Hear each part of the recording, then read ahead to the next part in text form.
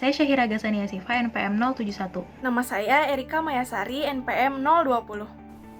Nama saya Sanisha Olivia Mandara, NPM 094. Nama saya Melati Francisca, NPM 016. Saya Muhammad Taufik Ramadan, NPM 077.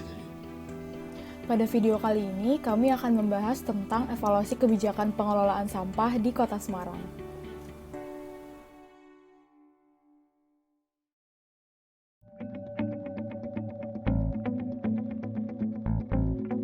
Indonesia merupakan salah satu negara penyumbang sampah terbesar di dunia.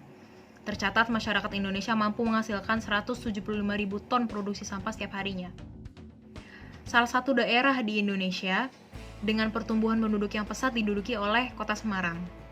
Tidak ayal, Kota Semarang ini menghadapi permasalahan sampah yang juga serius, diakibatkan oleh aktivitas dari penduduk yang pada siang hari dapat mencapai 2 juta penduduk jiwa dan pada malam hari mencapai 1,7 juta penduduk jiwa.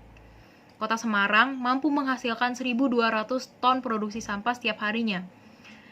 Jika hal ini dibiarkan, dikhawatirkan dapat memenuhi tempat pembuangan akhir atau TPA Jatibarang yang hanya seluas 46 hektar tersebut dalam kurun waktu 10 tahun.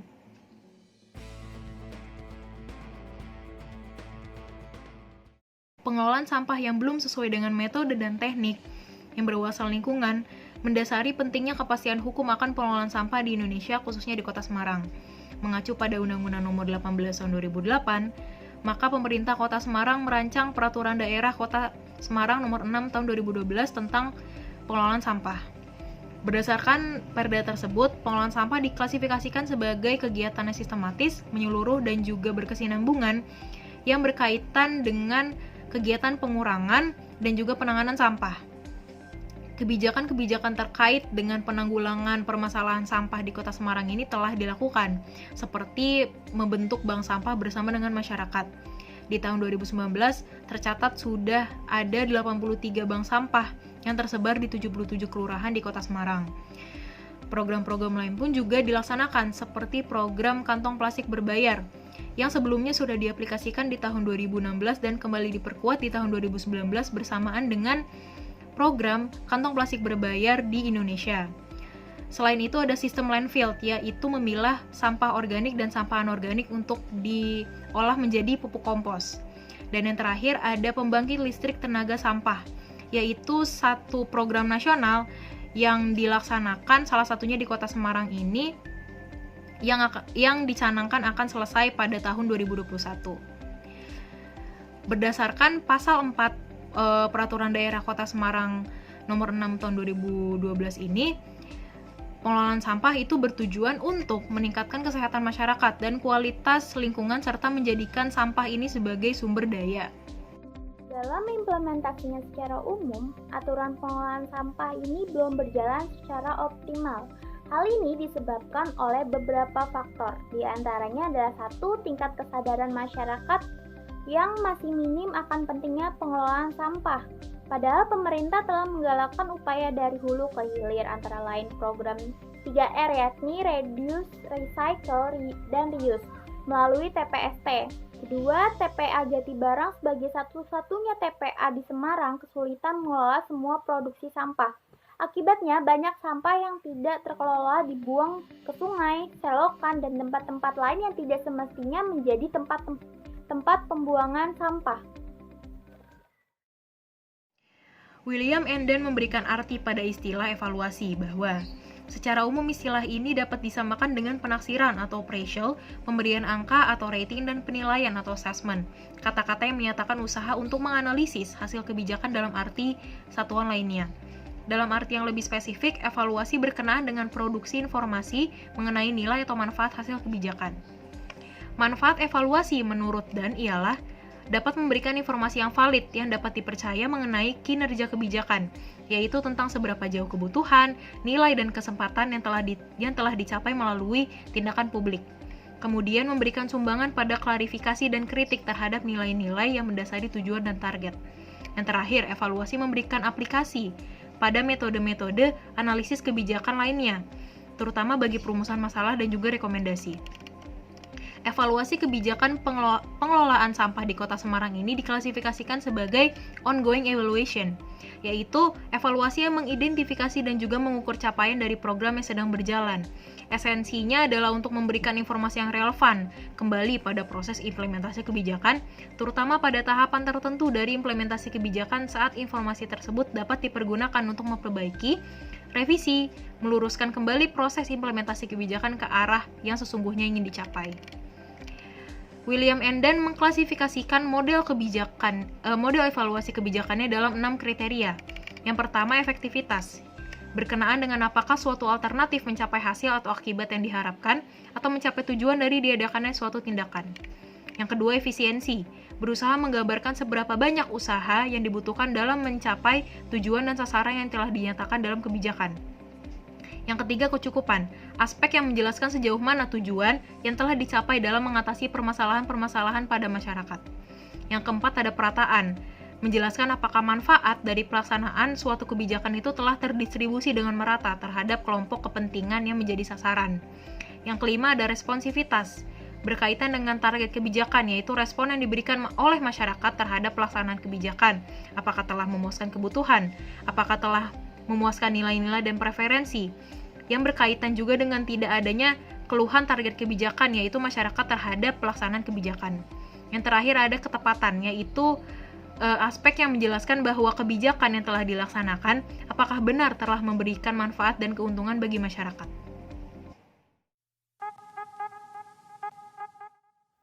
Pada aspek yang pertama yaitu efektivitas.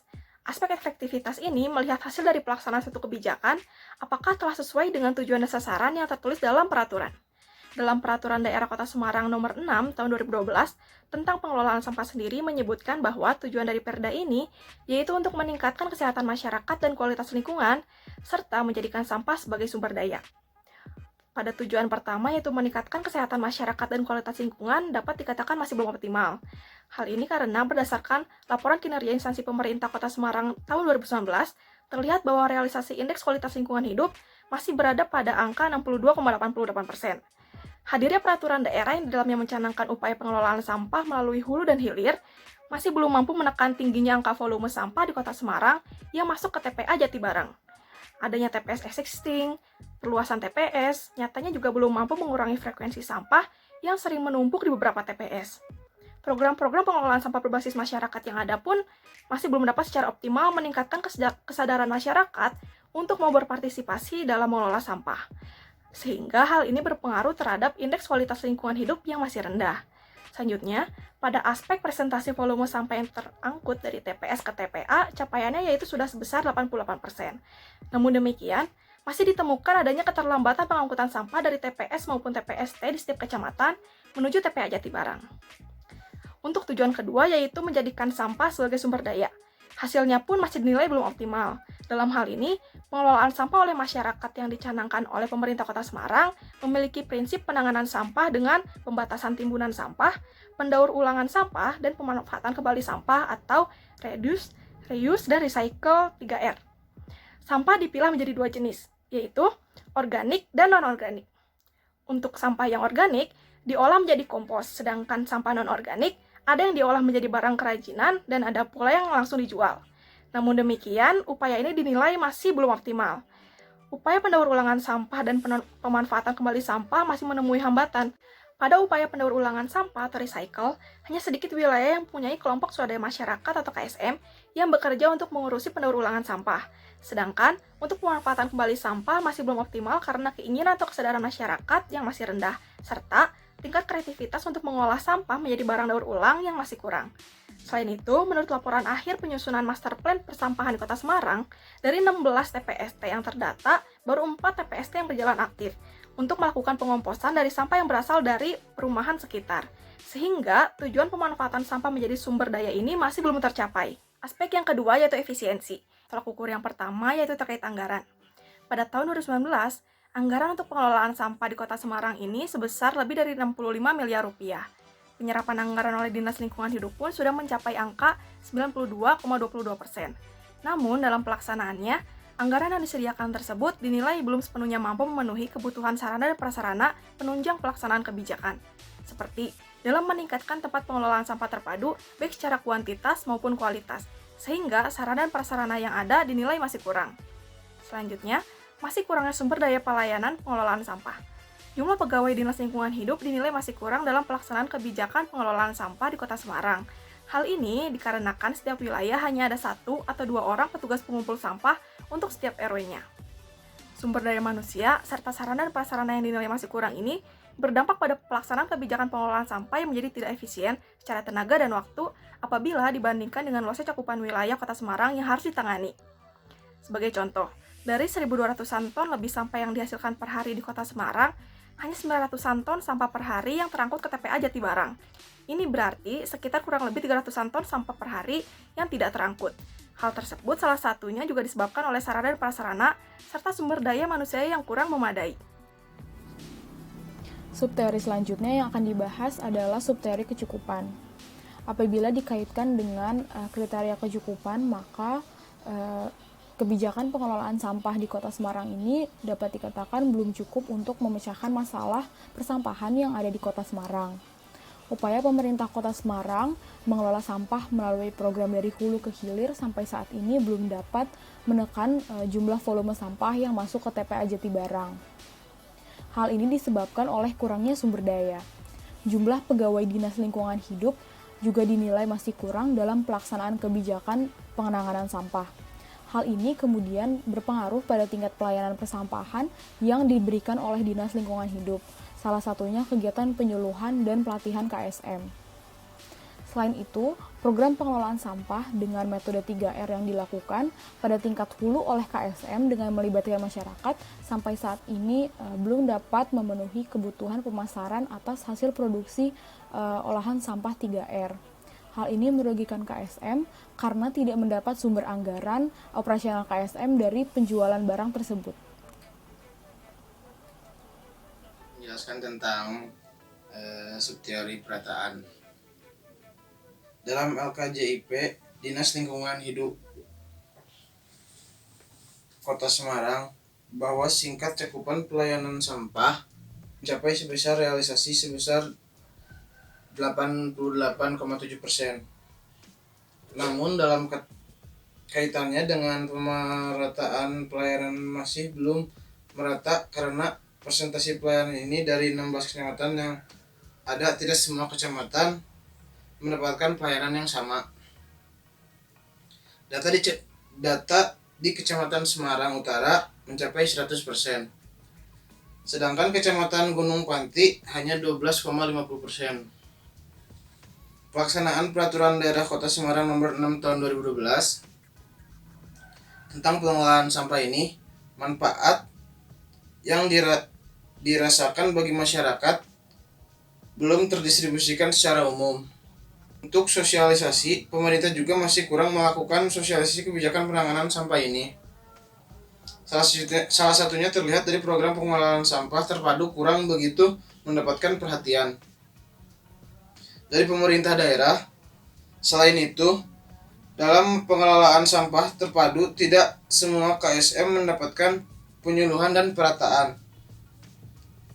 Untuk mengelola sampah dengan baik dan benar, khususnya hal tersebut dialami oleh para KSM yang mendapatkan sarana bantuan dari Dinas Kebersihan dan Pertamanan Kota Semarang. Menjelaskan tentang evaluasi kebijakan yang subteorinya responsivitas. Berdasarkan laporan akhir kegiatan penyusunan Master Plan Kota Semarang, dapat dikatakan bahwa responsivitas yang berkaitan dengan tuntutan dan aspirasi masyarakat cukup dapat dipuaskan dalam kebijakan pengelolaan sampah di Kota Semarang yang dituangkan dalam Peraturan Daerah Kota Semarang Nomor 6 Tahun 2012 tentang pengelolaan sampah. Hal ini dilihat dari hasil kuesioner masyarakat yang disebarkan ke 427 orang di 7 kecamatan di Semarang. Dengan hasil lebih dari 50% masyarakat tidak merasa kecewa terhadap pelayanan sampah.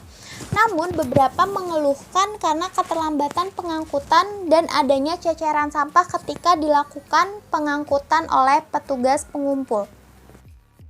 Hasil dari evaluasi kebijakan menurut kriteria ketepatan adalah sebagai berikut. Yang pertama, sistem landfill ini di Indonesia dipilih sebagai upaya yang tepat untuk menanggulangi sampah. Namun, dalam pelaksanaan di Kota Semarang belum merata dan juga belum dilaksanakan secara optimal. Menurut laporan akhir penyusunan master plan dari persampahan, program 3R ini telah dilaksanakan oleh 5 TPST, 5 pengelola sampah, 6 pasar, 3 instansi, dan 7 sekolah di Kota Semarang. Pemanfaatan itu dilakukan melalui sistem pengomposan, pemilahan, dan juga biopori. Salah satu sekolah yaitu SMK Negeri 2 Semarang mendapatkan penghargaan sebagai sekolah Adiwiyata, yaitu sekolah yang peduli akan lingkungan yang bersih, sehat, dan juga indah, tingkat nasional. Pengelolaan ini dinilai belum tepat karena kesadaran masyarakatnya pun masih rendah. Maka dari itu perlu dilakukan optimalisasi terkait kesadaran masyarakat akan pentingnya 3R, terutama untuk mendukung keberlangsungan TPST dan juga KSM sebagai sarana pengelolaan sampah. Yang kedua ialah pemanfaatan sampah anorganik dengan sanitary landfill dinilai cocok untuk diaplikasikan di kota besar berdasarkan Undang-Undang Nomor 18 Tahun 2008. Namun, yang dilakukan di TPA Jatibarang ini dinilai belum tepat dan juga belum dilaksanakan secara optimal karena pemanfaatan tersebut terganggu oleh adanya pemulung dan juga sapi yang menghambat operasional TPA sehingga sampah yang masuk tidak dapat langsung ditimbun. Yang ketiga ialah program TPST ini dapat memberikan nilai ekonomi seperti pemasaran kompos dan juga kerajinan sehingga dapat menjadi faktor pendorong tetap berlangsungnya operasional TPST. Namun keberadaan TPST ini belum tepat di beberapa daerah di Kota Semarang ini karena keberadaannya tidak diimbangi dengan adanya KSM sebagai pelaksana teknis pengelolaan sampah terpadu. Namun dalam implementasinya, KSM ini kurang diperhatikan oleh Dinas Kebersihan dan juga Pertamanan Kota Semarang. Akibatnya, dari pelatihan dan juga penyuluhan yang kurang ini, kualitas produk olahan sampah yang dihasilkan itu belum diakui oleh masyarakat. Dan kualitas produk ini akhirnya tidak mampu bersaing di pasaran. Dampak jangka panjang yang dialami oleh KSM ialah keterbatasan biaya dikarenakan sulitnya memasarkan produk olahan sampah.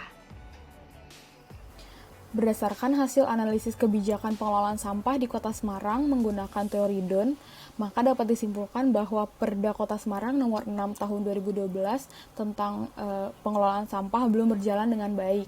Hal tersebut dilihat dari 6 kriteria, yakni yang pertama ada efektivitas, di mana belum tercapai karena tujuan pengelolaan sampah yang tercantum dalam Perda tersebut belum optimal.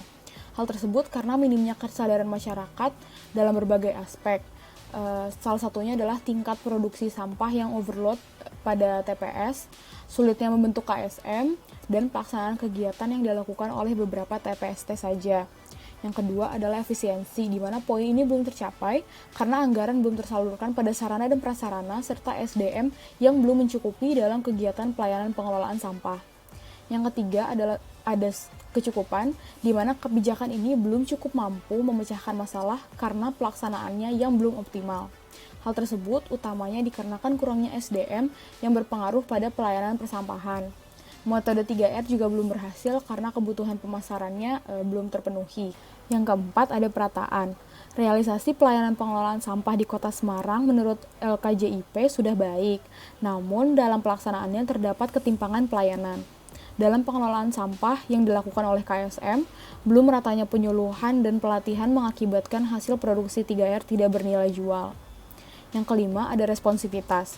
Meskipun lebih dari 50% merasa puas terhadap pelayanan sampah, namun masih ada keluhan yang masuk terkait pengangkutan sampah.